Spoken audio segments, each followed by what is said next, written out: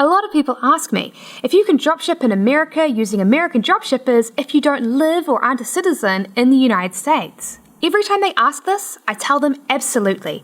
In fact, I tell them that they should do this. Don't make the mistake of trying to dropship in a country outside of the United States because you're going to greatly struggle to do this. Consider this, 17.2% of all the manufactured goods in the world are manufactured in the USA.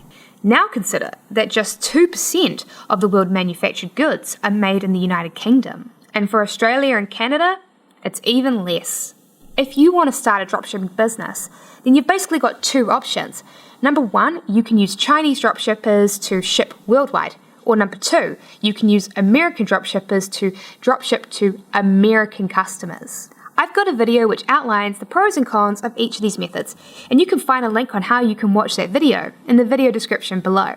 But if you've already watched that video and you've decided that you want to use American dropshippers to dropship to American customers, then keep watching because I'm going to teach you how to do it.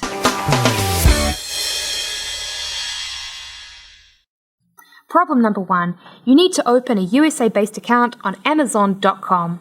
If you're following the method that we've outlined in our free ebook, How to Make $10,000 a Month Online by Dropshipping, you shouldn't have any issues as a citizen outside of the United States until you hit this point. Now, this isn't actually a hurdle. If people just tried to open an account, they would see that it's very easy. People just assume that it's a hurdle.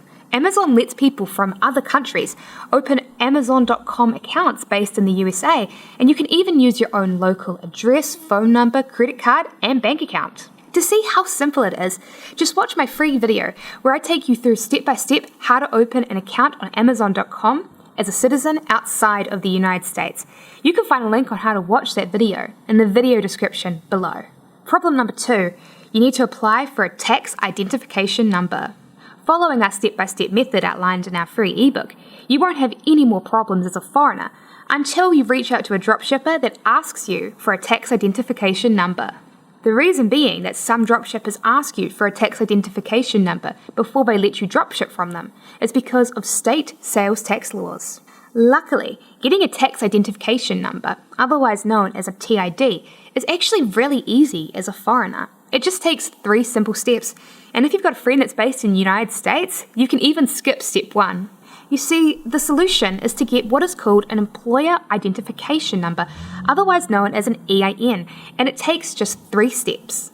1. You need a USA-based mailing address. Now, if you've got a friend in the United States, you can just ask to use theirs. If you don't, you can get one instantly with USA Mail One. It costs just $10 for a month, and you can cancel once your application is approved and they've mailed you your EIN. 2. You'll need to fill out an SS4 form.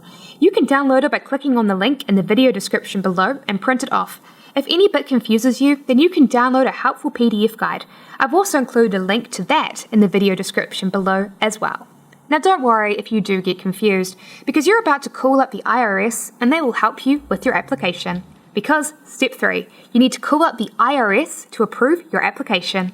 Their number is +1 for the country code and then 267-941-1099. Press 1 when you call to get foreign EIN.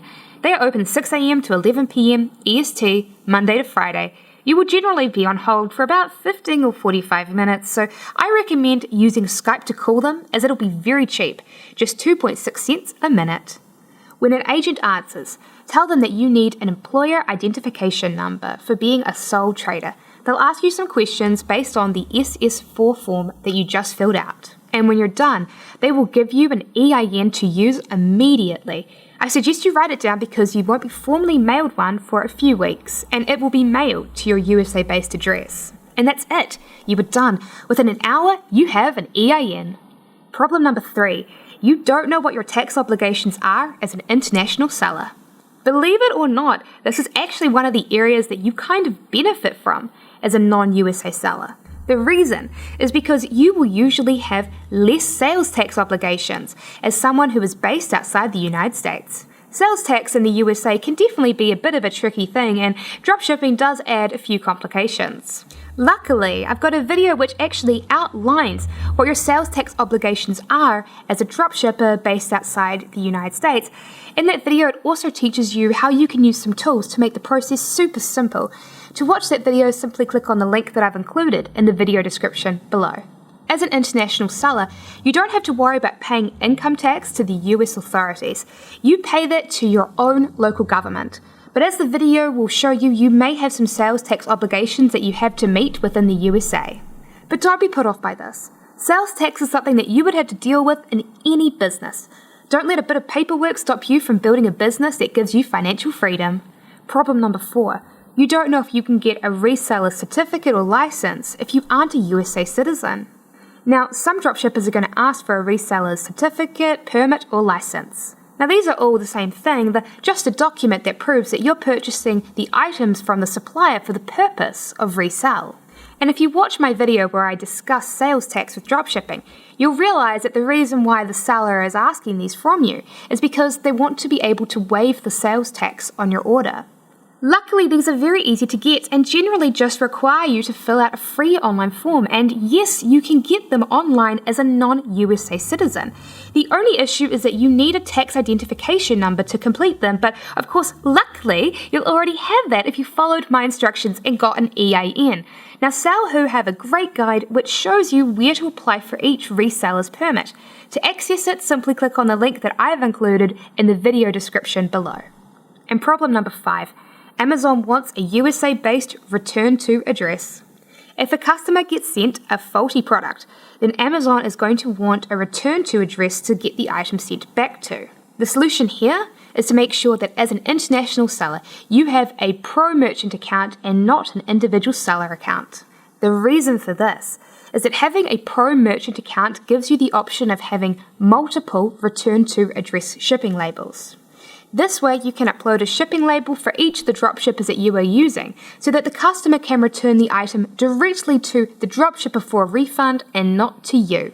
And so there you have it. If you follow the instructions that I've outlined here in this video, you should be absolutely fine as an international seller.